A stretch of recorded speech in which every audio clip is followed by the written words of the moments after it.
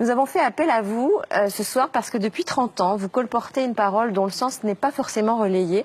C'est un petit peu comme si cette vérité était taboue. Tous les hommes et les femmes qui vivent sur cette terre, Yves Coppens, viennent-ils de la même souche? Absolument, absolument. Tous les premiers hommes sont apparus en Afrique et depuis les premiers hommes, on considère qu'il y a eu 100 milliards d'êtres humains sur Terre. la Terre. Et les 100 milliards, comme bien sûr les 6 milliards d'hommes d'aujourd'hui, viennent tous de cette souche, de ce berceau tropical et africain. Tous nos ancêtres étaient africains. Tous nos ancêtres étaient africains. Nous sommes tous africains, Karine. Bah oui, moi je le sais en revanche. Ça veut dire que tous nos ancêtres... Je suis comme vous, je suis comme vous. Ça veut dire que tous nos ancêtres, Yves Coppens, en Afrique, il y avait du soleil, tous nos ancêtres étaient noirs? Tous nos ancêtres étaient certainement bruns, parce que, étant donné l'ensoleillement de l'Afrique, et étant donné probablement la peau nue qu'ils avaient il y a 3 millions d'années, ils ne pouvaient pas être autrement que bronzés. Tous les ancêtres, des Danois, des Espagnols, de tout le monde, etc., étaient noirs. Oui. Pourquoi ça ne se sait pas, à votre avis? Vous le dites, vous, depuis 30 ans. Ben oui, mais ma petite voix ne porte pas suffisamment. J'ai une voix confidentielle. J'imagine la tête du monsieur hyper raciste qui est en train de nous regarder, qui fait non, c'est pas vrai. Ouh là, demain, vous allez avoir du courrier. Yves Coppens, en fait, les humains, enfin les préhumains sont partis dans différentes directions depuis l'Afrique. Et puis, pour s'adapter au climat, pour s'adapter à leur environnement, ils ont déterminé des traits qui étaient le plus adaptés, c'est ça? C'est ça, c'est-à-dire que les humains, à partir de 3 millions d'années, à partir du moment où ils ont eu la culture, à partir du moment où ils ont eu la conscience, tout ça, ça a 3 millions d'années.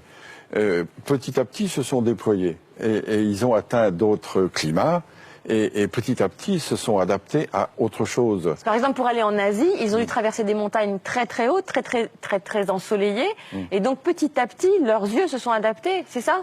En effet, l'œil bridé pourrait être dû à une sélection naturelle de ceux qui avaient la capacité d'accommoder plus que d'autres, parce que chacun sait qu'à de fortes altitudes, la luminosité est insupportable. Et comment est-on passé du noir au blanc? Là aussi, c'est un gradient de couleur, un gradient de coloration, c'est-à-dire qu'avec moins d'ensoleillement, on avait nécessité d'avoir une peau avec un écran moins fort pour que la synthèse de la vitamine D, qui est la synthèse de croissance, puisse se faire. Donc par sélection, ceux qui n'avaient pas la vitamine D, donc les plus noirs, sont restés soit en Afrique, soit se sont éteints.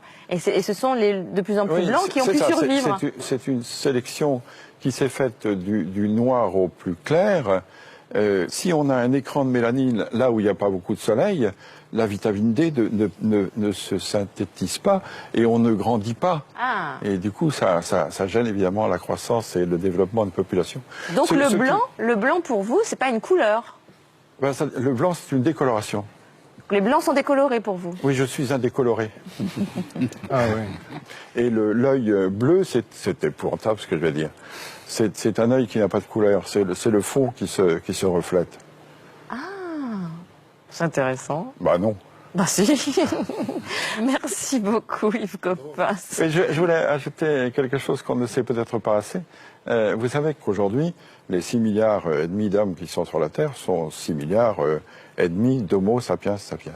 Or, dans la classification, notre classification scientifique, le genre Homo, c'est le genre humain.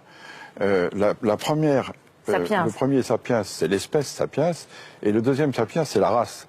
C'est-à-dire on est tous Homo sapiens sapiens. On peut être tous racistes, ça n'a pas d'importance, puisqu'on est tous de la même race. Donc il n'y a qu'une race. Ah oui, il n'y a qu'une race. Oui. Donc scientifiquement, Yves Coppens, les races n'existent pas. Oui, c'est ça. C'est-à-dire que scientifiquement, les races de 36 000 animaux existent toujours, mais en ce qui concerne l'humanité, il y a pour le moment sur la Terre une seule race